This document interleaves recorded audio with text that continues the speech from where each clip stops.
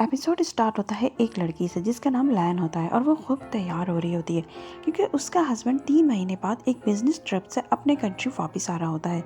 लैन अपने डैडी के साथ रहा करती थी और अपनी मॉम की डेथ के बाद से उसे भूलने की बीमारी हो गई थी। सर पर मामूली सी चोट लगने से उसकी मेमोरी लॉस हो जाती थी। इस पर उसके डैड की दूसरी शादी करने पर उसने अपनी स्टेप मदर और उसकी बेटी को बिल्कुल भी कबूल नहीं किया था। वो अपनी स्टेप मदर के साथ हर वक्त बदतमीजी भी करती रहती थी, जिसकी वजह से उसके अपने डैड के साथ भी हर वक्त लड़ाई रहती थी। ऐसे ही एक दिन अपनी स्टेप मदर के साथ लड़ाई करने पर उसके डैड ने उसे छुड़ाने के लिए उसे धक्का दिया तो दीवार पर उसका सर टकराने से उसकी मेमोरी लॉस हो गई और होश में आने के बाद उसके डैड ने उससे अपने बिजनेस पार्टनर के साथ एक मैरिज एग्रीमेंट भी साइन करवा लिया, जो कि बिजनेस प्रोजेक्ट के सिलसिले में 3 महीने से मुल्क से बाहर था। और अब जब वो 3 महीने बाद अपने कंट्री वापस आ रहा था तो लैन उसके आने से बहुत ही ज़्यादा खुश थी और इसके वापस आने की खुशी में खूब दिल लगाकर तैयार भी होने लगती है। मगर वो ये नहीं जानती थी कि उसके डैड ने जिसके साथ उससे मैरिज एग्रीमेंट साइन करवाया है वो एक कोल्ड हार्टेड इंसान है जिसके सीने में दिल की जगह पत्थर है। इस लड़के का नाम मुंबई है और वो इस ड्रामे का मेन लीड भी है। मुंबई का सेक्रेटरी उससे बोलता है कि आपको बिजनेस मीटिंग से पहले घर जाकर अपनी वाइफ से मिलना चाहिए, जिस पर वो उसे डांट कर चुप करा देता है और गाड़ी घर के बजाय मीटिंग में जाने के लिए मुड़वा देता है। उधर लैन को जब पता चलता है कि मुंबई घर नहीं आ रहा तो इससे मिलने खुद ही निकल पड़ती है। मुंबई मीटिंग को हैंडल करके बाहर आ रहा होता है तो अंदर आती लैन से टकरा जाता है। लैन उससे कहती है कि चलो मैं तुम्हें घर ले जाने आई हूँ, मगर वो उससे बहुत ही रूडली बात करता है और उसे एक पेपर देकर कहता है कि साइन कर दो। वो देखती है कि वो डिवोर्स पेपर होते हैं।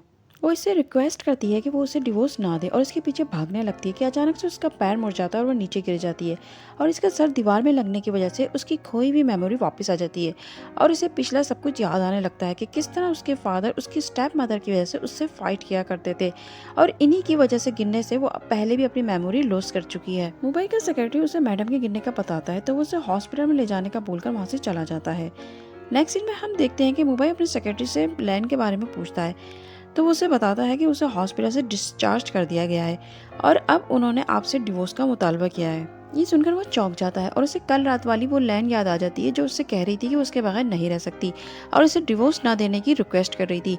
मुंबई को समझ में नहीं आता कि इसको रातों रात क्या हो गया तो उसका सेक्रेटरी से बताता है कि मैडम का कहना है कि वो एक हार्टलेस इंसान के साथ नहीं रह सकती, जिस पर मुंबई डिवोर्स पेपर साइन करने लगता है। मगर साइन करते वक्त उसके हाथ पता नहीं क्यों खुद ब खुद रुक से जाते हैं और वो साइन नहीं करता और वो दिल में फैसला करता है कि वो डिवोर्स पेपर साइन करने से पहले एक बार ये ज़रूर जानना चाहेगा कि लैन में इतनी तब्दीली अचानक कैसे आ गई और यही रीज़न जानने के लिए वो हॉस्पिटल जाता है। उधर हॉस्पिटल में लैन का दोस्त उससे मिलने आया होता है तो वो उससे बताती है कि कैसे उसकी मेमोरी लॉस होने का फ़ायदा उठाकर उसके डैडी ने उससे मैरिज एग्रीमेंट पर साइन करवाए, वरना वो कभी भी एक ऐसे आदमी से शादी ना करती जिसके सीने में दिल ही ना हो।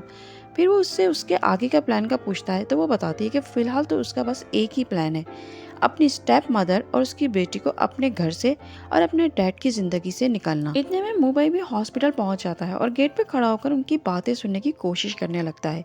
आवाज़ तो उसे कोई नहीं आती, उल्टा दरवाजे पर उसका हाथ लगने से दरवाज़ा ज़रूर खुल जाता है और उसकी चोरी पकड़ी जाती है। उसके आने पर लैन उससे पूछती है कि तुमने डिवोर्स पेपर साइन कर दिए?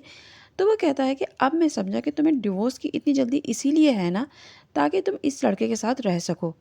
इस पर लैन बोलती है कि ये तुम्हारा मसला नहीं है, मैं बस तुम्हारे साथ नहीं रह सकती, इसीलिए मैं अब अपने डैड के घर में रहूंगी। ये कहकर वो बाहर निकल जाती है और मुंबई से ये सब बर्दाश्त नहीं होता। वो अपने सेक्रेटरी के पास जाकर उससे पूछने लग जाता है कि अगर तुम्हारी बीवी तुम्हारे सामने किसी दूसरे लड़के का हाथ पकड़कर तुम्हारे सामने से गुजर कर चली जाए तो तुम्हें कैसा फील होगा।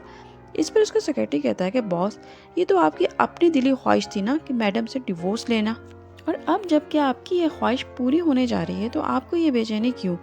इस पर मुंबई उसे गुस्से से देखता है तो वो चुप हो जाता है। फिर मुंबई कहता है कि ठीक है, जब उसे भी मेरे साथ नहीं रहना तो मुझे भी उसके साथ नहीं रहना।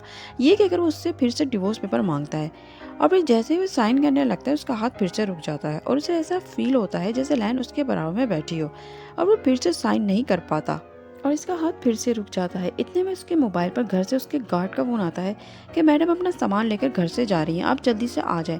मोबाइल ये सुनते ही घर की तरफ भागता है और जैसे ही वो घर पहुंचता है तो देखता है कि लैन गाड़ी में अपने सूटकेस रख रही होती है। वो उससे पूछता है कि वो कहाँ जा रही है तो वो कहती है कि वो अब अपने डैड के घर पर रहेगी। इस पर वो बोलता है कि वो अभी भी उसका हस्बैंड ही है और वो उस पर अपना पूरा हक भी रखता है, जिस पर उसे धक्का देकर आगे जाने लगती है तो कार से लड़खड़ाकर उसी पे जाके गिर जाती है। जिस पर मुंबई बोलता है कि देखो, अब तो लगता है किस्मत भी चाहती है कि तुम ना जाओ, हम साथ ही रहें। मगर लैन कहती है कि ऐसा कभी नहीं होगा। मिस्टर मू। इस पर मुंबई बोलता है कि ऐसा हो भी सकता है और उसे ज़बरदस्ती से किस कर लेता है, जिस पर लैन को बहुत ज़्यादा गुस्सा आ जाता है और वो उसको फ़ौरन से पीछे हटाकर उसे एक थप्पड़ मार देती है। लैन के फादर लैन और मुंबई को अपने घर डिनर पर बुलाते हैं। लैन जब अपने फादर के घर जाती है तो अपनी स्टेप सिस्टर को अपनी चेयर पर बैठा देखकर उसका दिमाग फिर से घूम जाता है।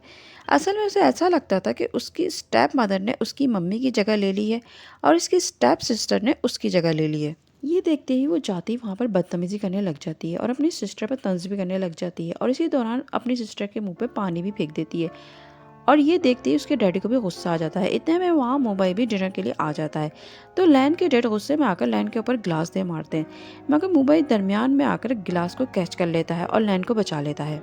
और यहीं पर यह दूसरा एपिसोड भी ख़त्म हो जाता है। मिलते हैं नेक्स्ट एपिसोड में, तब तक अपना बहुत ख्याल रखिएगा और चैनल को सब्सक्राइब भी कर दीजिएगा। नेक्स्ट एपिसोड तक के लिए बाय बाय।